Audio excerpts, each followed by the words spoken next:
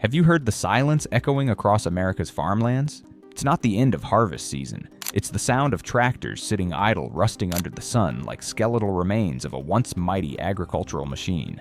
Each passing day, more farms quietly file for bankruptcy like deaths without funerals. This death doesn't come with sirens. It comes with fertilizer bills that double overnight, with foreign markets that turn their backs, with shipping containers piling up untouched, unsold. American farmers aren't afraid of hard work. They're afraid of planting seeds that no one will ever need to harvest. And today we look at the 10 states where agriculture is dying the fastest, where despair isn't just a warning for the future. It's already growing wild in the dust-covered fields. Iowa. You may have never set foot in Iowa, but you've eaten its corn, filled your tank with its ethanol, and lived in a country that once stood tall, powered by its farms. The tragedy. The very people who fed America are now slowly being starved, not by drought, but by a system with no way out. In 2025, Iowa saw one of the highest surges in farm bankruptcy filings across the nation. According to the American Farm Bureau, the Midwest, where Iowa is the beating heart, accounted for 69% of all Chapter 12 bankruptcies. In Iowa, it's a burning red dot on a map of withering agriculture. It's not because they're lazy. Iowa's never been lazy, but fertilizer prices have more than tripled since 2020. Fuel costs are still hovering near post-pandemic highs, and corn and soybean prices in freefall. On one side, crushing expenses. On the other, collapsing revenues. Iowa's farmers are being squeezed like steel doors closing in from both sides. No room to breathe, no path to escape. Some have chosen to sell the land. Others have chosen something darker, burning down the farm before the bank can seize it as a final act of dignity. When smoke rises over those fields, it's not just wood and straw going up in flames. It's a lifetime, a legacy. But the problem isn't just in the soil, it's in the veins of the supply chain bleeding out day by day. Processing plants in Sioux City are scaling back. Agricultural equipment factories in Des Moines are cutting shifts. Trucking routes once pulsing with overnight hauls are going dark. A quiet cornfield means hundreds of layoffs in nearby small towns. Towns that used to revolve entirely around the harvest season. And if the grain heart of America has already started to flatline, then look westward where sunlight once nurtured orchards, and now it scorches what's left of a vanishing agricultural dream. California. There was a time when California's orchards were known as America's Golden Bowl. But today those golden fields aren't being harvested, they're being dug up and sold off. Under the blazing sun of the San Joaquin Valley, the brightest thing reflecting off the landscape isn't the silver sheen of grape leaves. It's the endless row of for sale signs nailed to rusted fences along abandoned farmland. Water prices have more than doubled in just 3 years. Labor costs, land taxes, processing fees, everything is rising. And yet the price of California fruit grapes, almonds, citrus is crashing. Why not because of sanctions? Not because of war, but because international distributors have quietly turned away, choosing cheaper, easier partners overseas. Farmers here have stopped asking, will I make a profit? The new question is far more grim, can I at least lose less this year? At a community meeting in Fresno, a peach grower stood up and said, I'm not planting this season. I can't keep paying to lose. No one laughed, no one objected, because everyone else was in the same sinking boat patching leaks, praying for time. In Bakersfield, a pistachio packing plant that used to run 3 shifts now barely runs 1. Nearby, a box manufacturer specializing in fruit cartons is selling off its equipment. The entire supply chain from the orchard to the label printer is withering like an old vine, brittle and dry. California was once proud to lead the nation in agricultural exports, but now that title has become a burden. When you grow too much and no one's buying, when your reputation fades from in demand to too expensive, your greatest strength turns into a financial trap. No historic storm, no record drought, just a few seasons of prices too low, a few months of costs out of control, and you'll see entire valleys fall quiet. Their tractors silence their roads, choked by weeds. And when the grapes stop boarding trucks and the scent of fresh harvest disappears from the air, you'll begin to hear something else rumbling farther east, where the soil may be poorer than California's. But the desperation cuts just as deep. Kansas. There are mornings in Kansas when farmers wake up not to head out to the fields, but to sit down in front of a stack of bank papers, trying to figure out how much longer they can hold on if they sell the tractor. No one's asking how much profit this year anymore. The real question is, will I go under before my neighbor does? Wheat prices have plunged. Fertilizer and diesel costs have skyrocketed. A planting season now feels like fronting a fortune just to hope that you'll lose less than last year. Some still cling to the land out of pride. Others quietly file to sell the farm that's been in the family for 3 generations. Farm auction signs are popping up along rural roads with no need for explanation. Everyone knows what they mean. The dream is being put up for sale, whatever price it takes. And don't think it's only the farmers who are hurting. When the wheat isn't planted, the flour mills stop running. When the equipment sits idle, the repair shops shut down. When fuel trucks stop rolling and the gas stations go quiet. And then the town starts hearing a different kind of wind, the kind that signals an economy slowly grinding to a halt. Kansas isn't a loud state, but the silence here now is more haunting than any cry for help. Because it tells us this even the toughest, most resilient people in America are beginning to let go. And if the Central Plains are now auctioning off their dreams, just imagine what's happening to the states that depend on perishables, on crops that spoil, on prices that shift overnight, on consumers whose loyalty can't be counted on in times of crisis, in places where no growing season, not even the best one, can undo the damage. Georgia. This year's peach harvest in Georgia doesn't carry the scent of sweetness. It carries the smell of anxiety, disappointment, and a quiet shame as farmers are forced to leave ripe fruit rotting in the fields because no one's buying. This state once took pride in its fresh produce. Peanuts, pecans, and cotton crops that didn't just feed growers but powered an entire system of processing, packaging, exporting, and trucking. But now that very diversity has turned into a nightmare. With prices falling across the board, farmers no longer have backup crops to carry them through the crisis like they used to. A peach farmer in Macon told a local paper, "If I don't sell at least 40% of my harvest this season, I'll have to let the whole crew go. Not because they did anything wrong, but because I simply can't afford to keep them." And the scary part is, he's not alone. A shrinking immigrant labor force has pushed wages up by nearly 50% in just 2 years. Add to that soaring fuel costs, and post-harvest refrigeration becomes an unbearable expense. Fruit is dumped at peak season not because it's bad, but because it won't last more than a few days. Georgia's farmers aren't afraid of hard work, but they can't fight a system of costs spinning out of control. Many farms have tried to adapt canning their own products, packaging their own goods, selling directly to local stores. But the domestic market isn't big enough to absorb millions of tons of produce that needs to move fast. They're stuck in a broken value chain, one that jams from the field all the way to the dinner table. In cotton packing facilities down south, work shifts are being cut. A packaging supplier in Savannah just pulled out of long-term contracts with 3 major farms because those farms can no longer pay a deposit. This isn't just a crisis for growers, it's a collapse of an entire production ecosystem. Georgia has no shortage of land, no shortage of skilled farmers. What it's running out of is hope. Hope that's been worn down by seasons of price suppression, by shipments turned away, by monthly bills that keep rising while bank accounts keep shrinking. And in places where fruit doesn't even get a chance to rot because it's cut at a loss before ripening, abandoned before harvest. How much time is left before entire families are forced to pack up everything they own and leave behind the land they once called home Nebraska? Nebraska doesn't have many big cities. It's not a media hotspot. But there's one thing this state has always taken pride in: a quiet, resilient kind of farming that didn't know the meaning of giving up. And yet this year, the tractors are silent, not because of snow, but because there's simply no reason to start them anymore. They call this place the beef heart of America, but at meat packing plants in the western counties, the number of cattle coming in has dropped dramatically.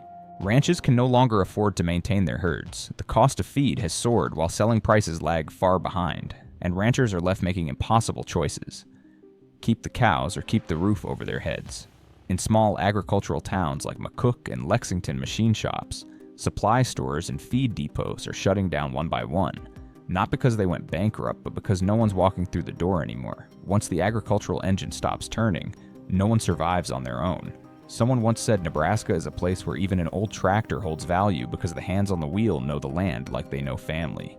But when purchase contracts are canceled, orders frozen, and loan deadlines loom, love for the land can't take the place of cash flow. Worse still, family farms are being targeted by private investment groups looking to scoop up land at fire sale prices. When parents can't make the payments, children are forced to give up the family legacy, leave the profession, sometimes leave the state, abandoning the very soil that once held their childhood memories, now as empty as a story with no final chapter. No one expected the quiet grasslands at the heart of America, steady and dependable like a healthy heartbeat, to be brought down by something so invisible: costs, contracts, and a system tipping out of balance.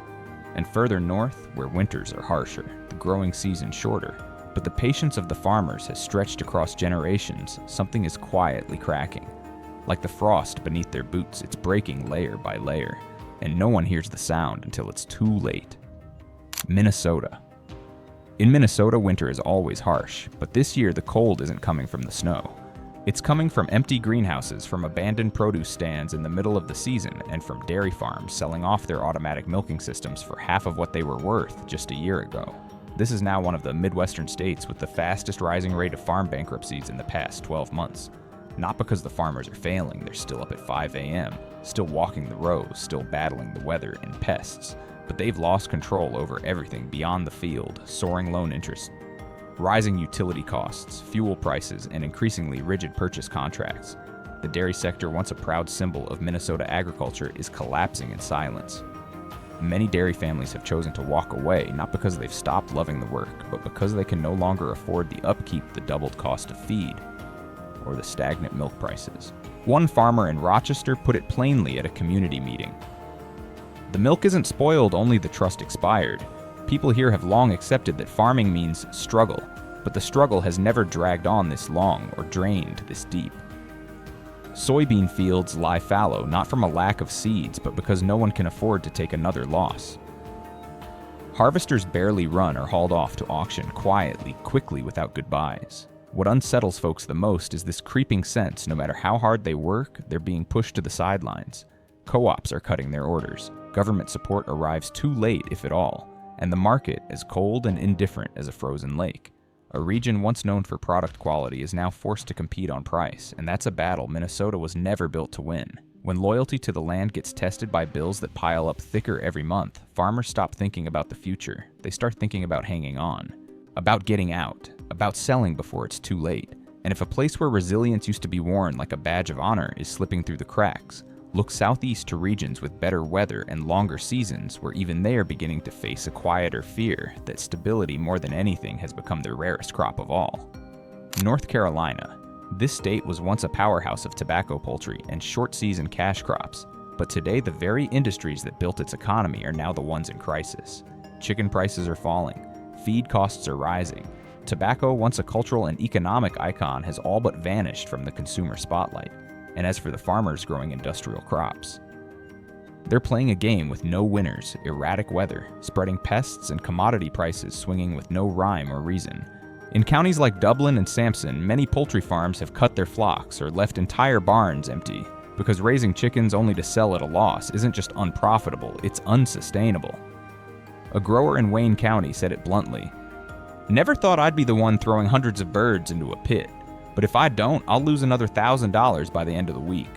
No one says it out loud, but everyone knows something in this system is broken. Processors are squeezing prices.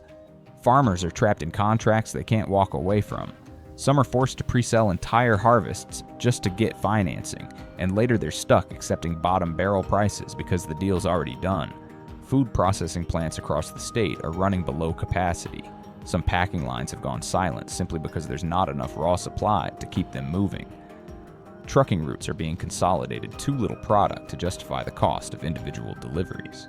The supply chain here hasn't snapped, it's quietly wilting link by link in a slow and terrifying collapse. But perhaps the heaviest blow is psychological, the feeling of being trapped. No amount of encouragement can convince the younger generation to stay.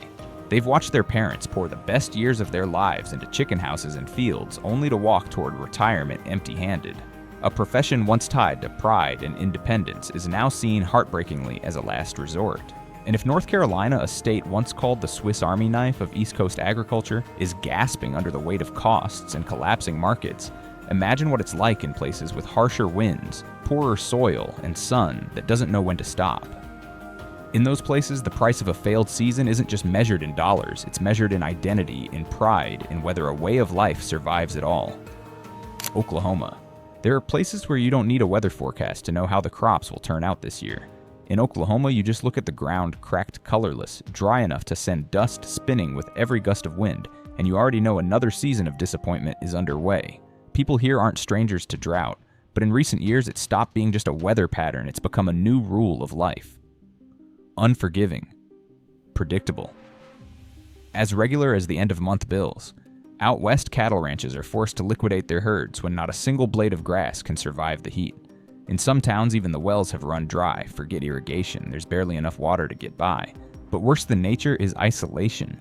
Many ranchers say they no longer have any buyers offering guaranteed prices. With the supply chain in disarray, a single shipment can be delayed for days, and by the time it reaches its destination, it's already missed the market window and lost value. A dairy farmer near Woodward put it bluntly, "We're not going bankrupt because we're bad. We're going bankrupt because we're small, we're alone, and nobody's waiting around for us to bounce back." It's a statement heavier than the silence of a broken water pump. In this part of the American Midwest, once a symbol of steadiness, Oklahoma now looks like a patient running on fumes. Equipment stores are laying off staff. Fertilizer dealers have scaled down to micro orders because no one dares invest in large-scale operations anymore.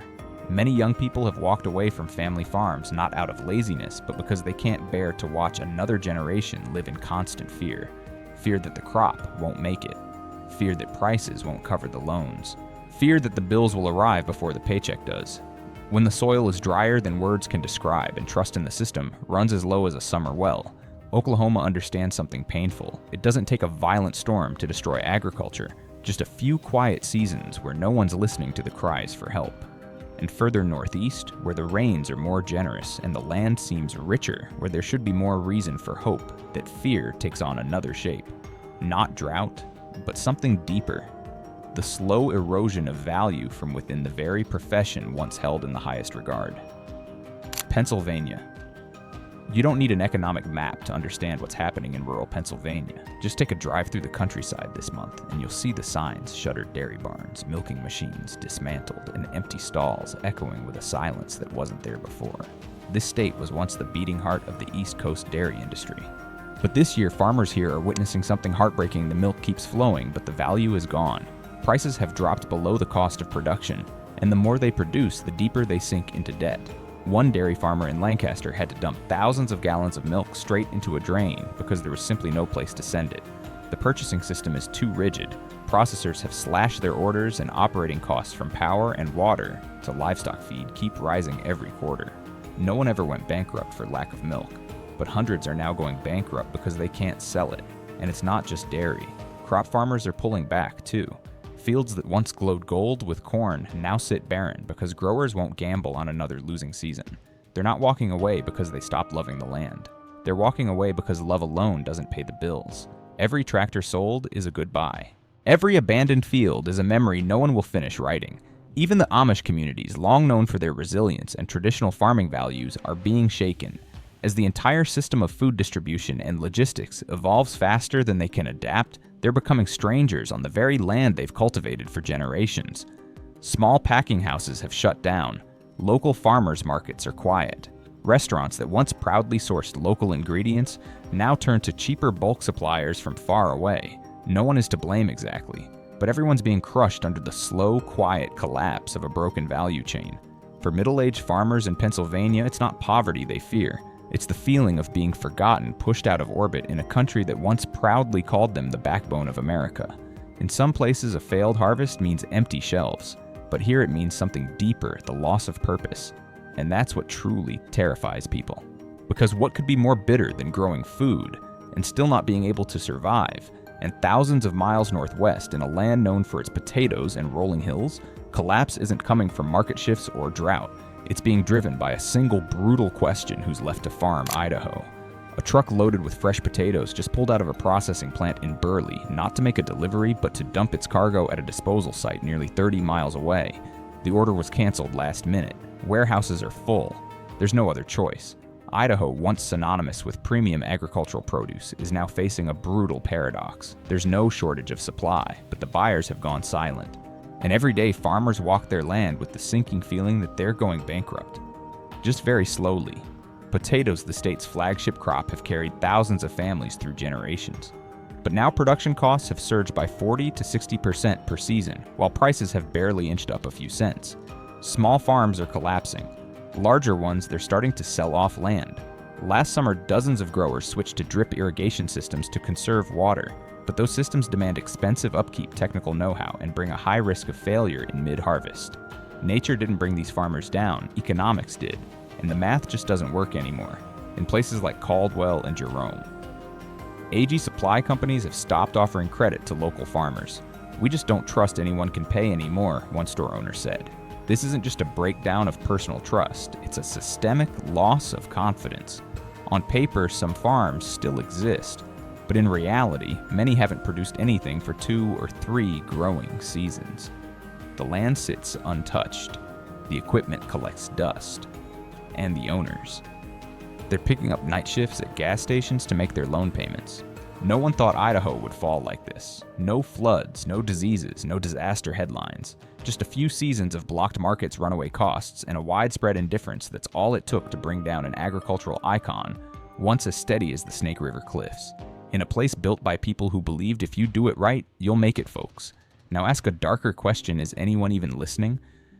When the system seems to treat a farmer's silence as just another expected sound, 10 states, thousands of fields, and countless stories behind farms quietly dying not from a lack of land or water, but from the slow erosion of belief that farming in America still has a future. Farmers aren't asking for special treatment. They just want a reason to keep getting up every morning without feeling like they've been left behind. So here's the real question: if the ones who once fed an entire nation, can no longer hold on, who will be next? This video does not promote division within the United States or encourage secession. All content is presented solely for the purpose of exploration, analysis, and sparking discussion based on current events, emotions, and social trends. We fully respect the Constitution of the United States and all federal regulations. If you found this video helpful, don't forget to like, subscribe, and turn on notifications so you won't miss the next story about America that mainstream media often leaves untold. Every interaction from you is a signal that someone still cares about the truth behind the fields.